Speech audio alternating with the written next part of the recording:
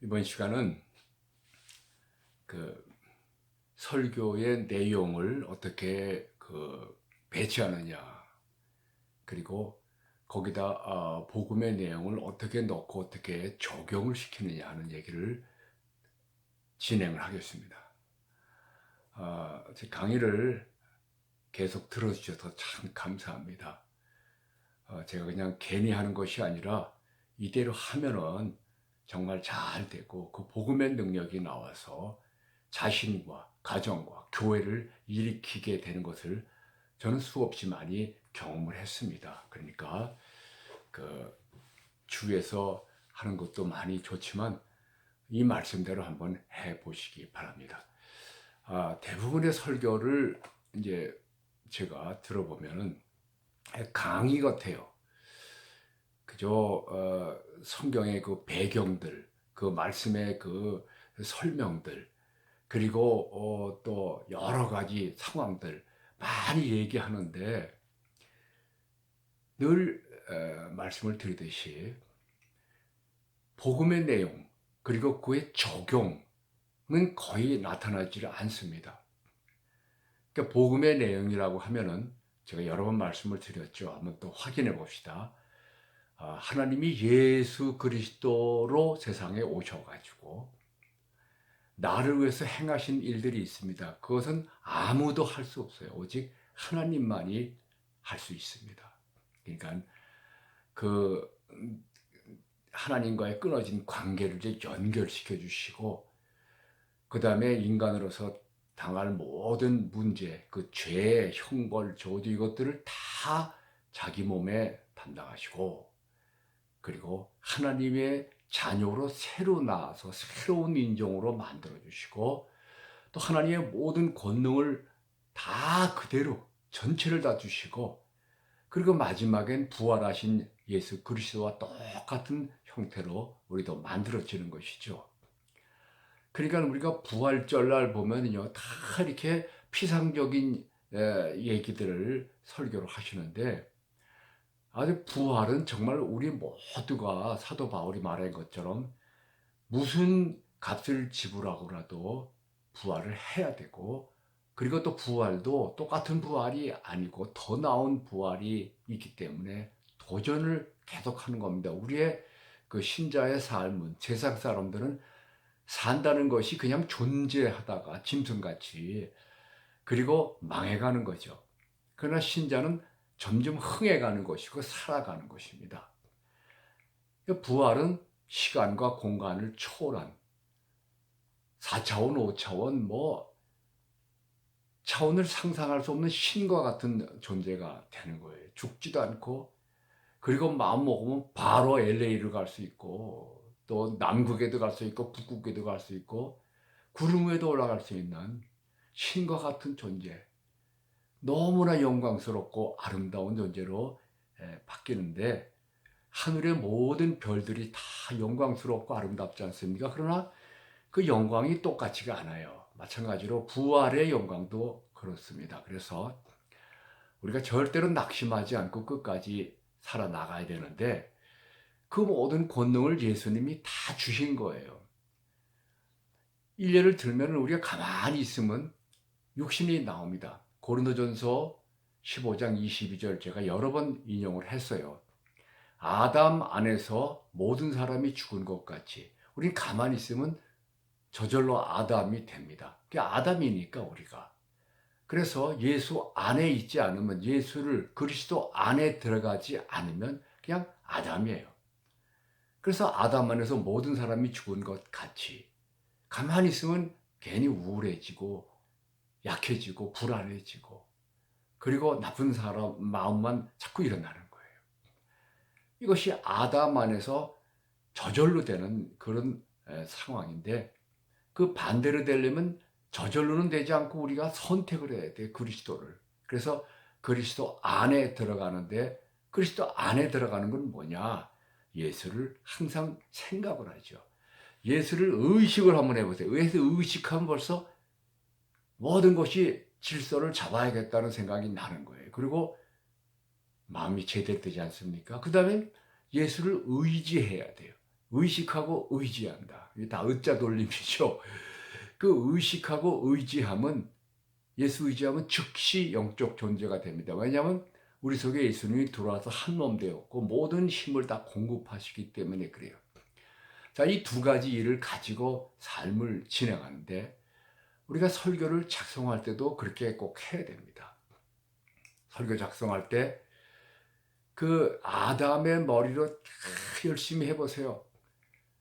그러면 아담의 생각만 나오고 아담의 설교만 나옵니다. 그 많은 목사님들 설교 들어보면 아담의 힘으로 하는 거예요. 우리 힘으로 열심히. 그것도 아주 좋은 설교도 나올 수 있습니다. 영적이진 않지만. 소크라테스가 하신 말씀이 있죠. 내 자신을 알라. 무슨 의미인지 아세요? 우리는 지금까지 내 자신을 알라 그러면 아주 겸손하게 만드는 얘기만 들었어요.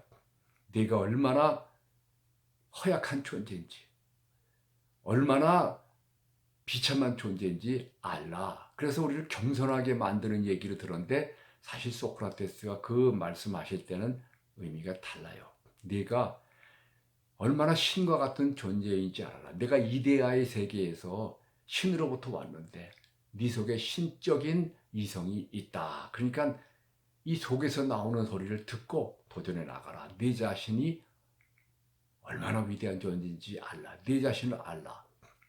근데 우리 그리스도인들은 내 자신을 알라 할 때 조금 더 차원이 다르죠. 우리는 죄인이지만, 아담 안에서는 죄인이지만 그리스도 안에서는 영원한 생명을 얻은 하나님과 같은 존재다. 교만한 말이 아니고 하나님의 자녀라고 한다면 우선 하나님과 동질입니다. 그래서 이 사실을 믿을 때, 믿고 주장할 때 불안과 걱정, 근심을 극복할 수가 있어요. 그것을 설교로 만들어내셔야 됩니다.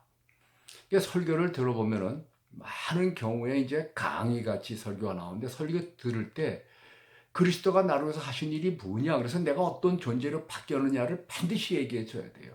그 얘기만 들어도 가슴이 뜨겁고 벌써 용기가 일어나잖아요. 그 다음엔 뭘 해야 될지를 얘기를 해줘야 돼. 그걸 적용을 어떻게 할지. 많은 설교를 들어보면은 예를 들어서 이제 이런 식의 강의, 사람은 세 종류의 인간이 있습니다. 어떤 인간이냐? 거미 같은 인간이 있고 개미 같은 인간이 있고 그리고 꿀벌 같은 인간이 있습니다.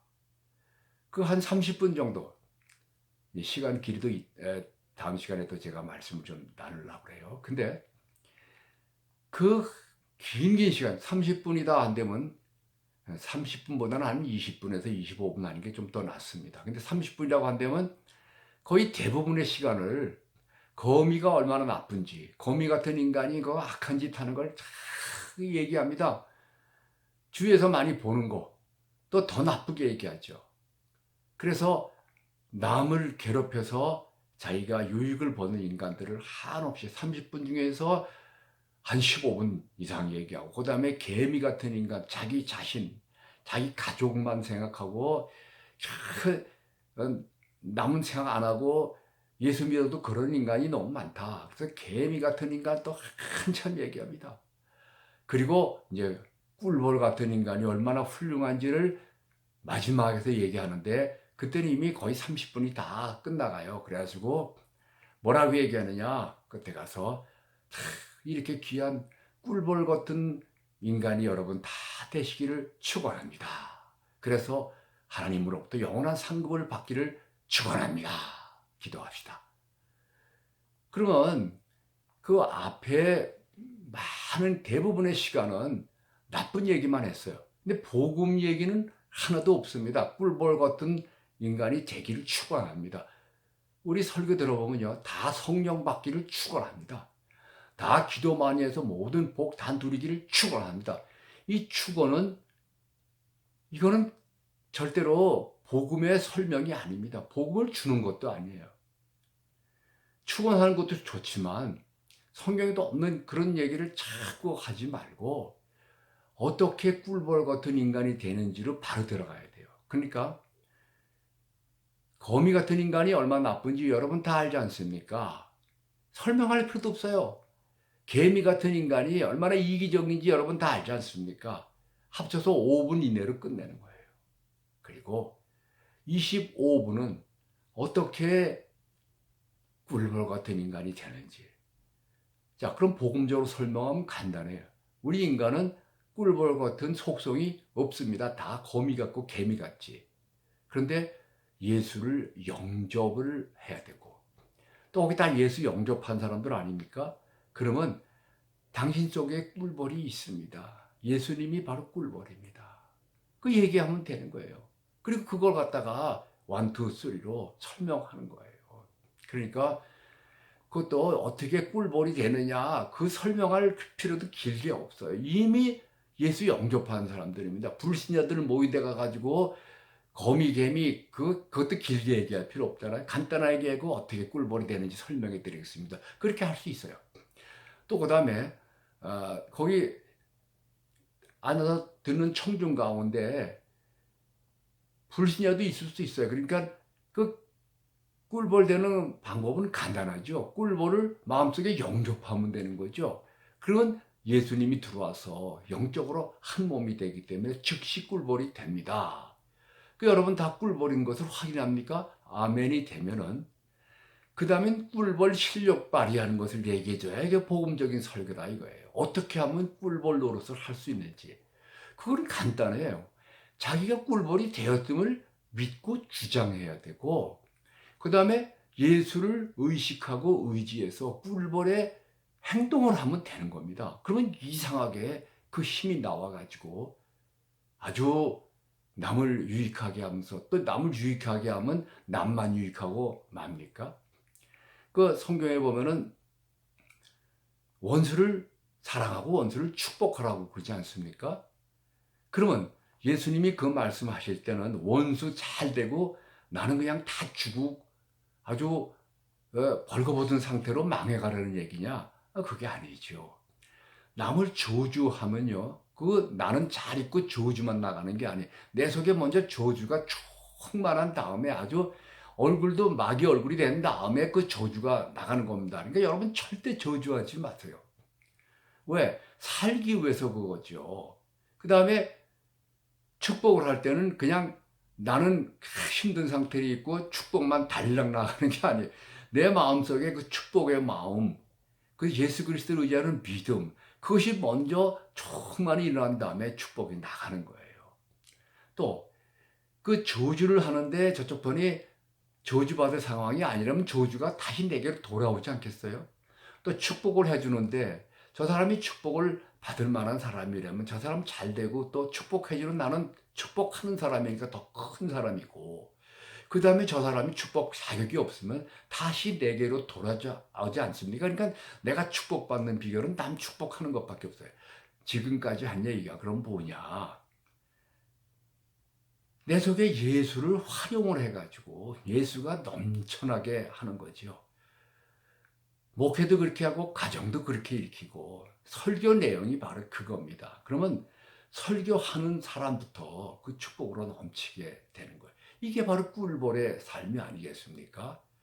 성경 속에 꿀이 잔뜩 들어있어요. 잘 보세요. 전부 나 잘 되라. 어떻게 하면 내게 유익할까? 그 얘기잖아요. 그걸 뽑아가지고 적용을 시켜주는 겁니다. 그래서 앞에 시간에 많이 했듯이 그 논지 한 문장이 어떻게 꿀벌이 되느냐가 아니에요. 또 거미같이 살지 말고 개미같이 살지 말고 꿀벌처럼 살자. 이것도 아니에요. 어떻게 하면 꿀벌의 삶을 펼칠 수 있느냐, 요 얘기를 하는 거죠.